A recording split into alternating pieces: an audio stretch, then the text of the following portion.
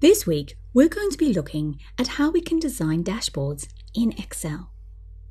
So first of all, what is a dashboard? The definitions do vary, but essentially, a dashboard is a visual display on a single screen that shows the key information that a business needs to achieve a certain process or outcome. Dashboards can be static or interactive. And while there is an argument that says dashboards shouldn't have interactive elements, if it will support the business requirement, then it may well be something you want to do. And what we're going to look at is how we can create a fairly simple dashboard with one or two interactive elements. So this week, Alex has been asked to create a dashboard for a company that has a small call center. 6 months ago, they realized that the call center was underperforming, and they put some initiatives in place to try and address this. To begin with, there did seem to be quite a positive response, but they're concerned that standards are starting to slip again, and they would like a way to quickly identify how the call center has performed over the last 6 months. And for this, Alex is going to provide them with a dashboard. The first thing we need to do with our dashboard is to determine what the key information is that the business needs to know. A common mistake is to put too much information into a dashboard, and this actually reduces the impact. So step 1, identify the key metrics that the business needs to know, and then of course ensure that the data will in fact support those metrics. The next step is to start designing the dashboard. This should probably be done just with pencil and paper to begin with. And once you have a reasonably good idea of how you want your dashboard to be laid out, it's probably a good idea to just go and lay it out roughly in Excel. And that's the step that we're going to jump into now. So we're going to create a new sheet. And the first thing we're going to do is select a background color. And we're going to go for black because when viewed on screen, bright colors against a black background are extremely visible. While our dashboard is going to contain mostly visual elements, we will occasionally need to put information into cells so that, for example, we can use conditional formatting. So this will require a little bit of careful planning.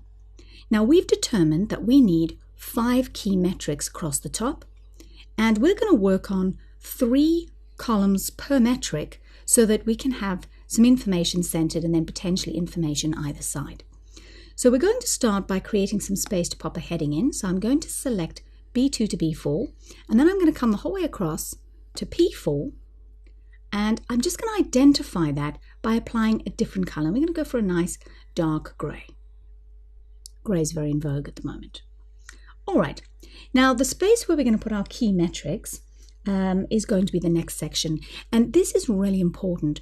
You must use segmentation well in your dashboard. What that means is group information that belongs together in close proximity. And where you're going to have interactive elements, make it very clear in your grouping which elements are going to be impacted by any changes the user should make. So across the top here, we're going to have our main metrics across the 6-month period.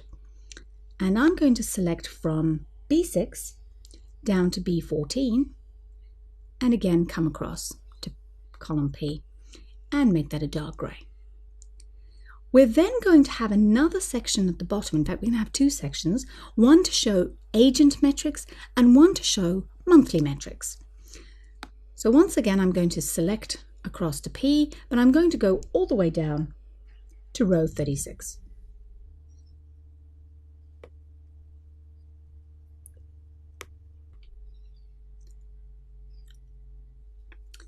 Okay, so it's starting to take shape, but I now need to segment this bottom section.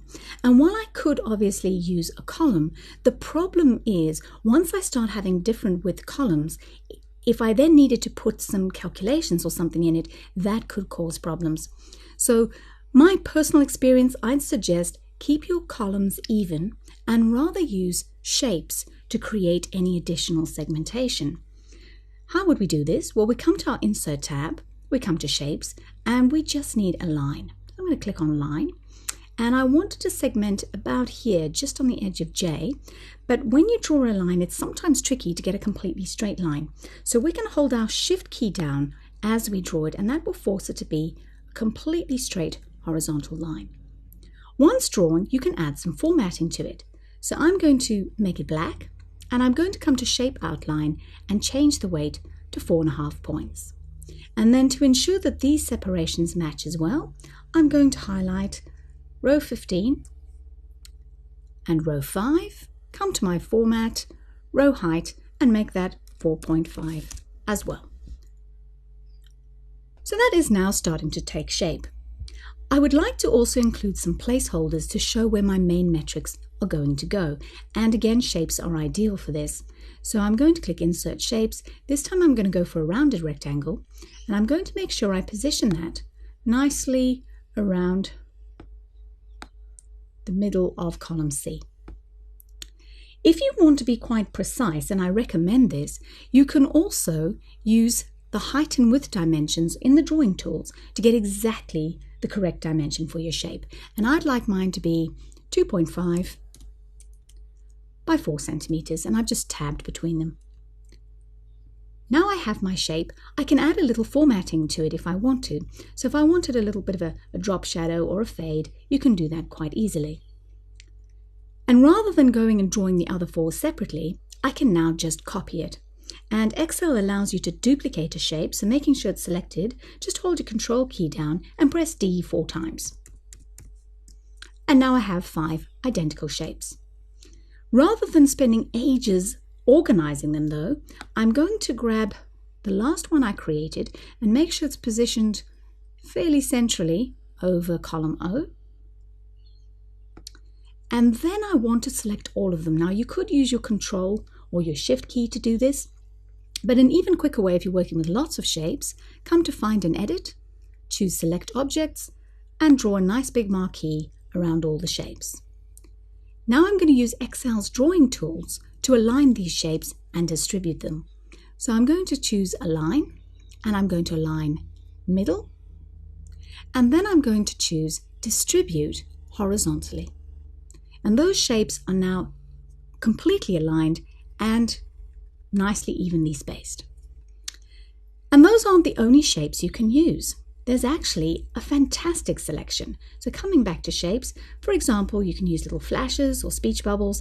I mean, you don't want it to be too silly, but let's have a look at a speech bubble. These are quite good. So I can draw in my speech bubble, and then you may need to turn off the select shapes. Go and choose what size I need it to be. And again, you have some great formatting options. So if I just wanted an outside edge, I could do that. In this case, I don't want a shape fill, so I'm going to choose no fill, and I'm going to change my outline to be a little weightier. There we go, 6 points, make it nice and big. And of course, I would now duplicate and align those shapes accordingly. You can also add text labels. So I could go and label in the cells, but the problem with doing that is it doesn't give me much flexibility in terms of where I put those labels. So another idea is to use text boxes. And again, this can be found behind the shapes. So it's the little A in the text box. And by popping in a text box over here, so this is going to be my average calls.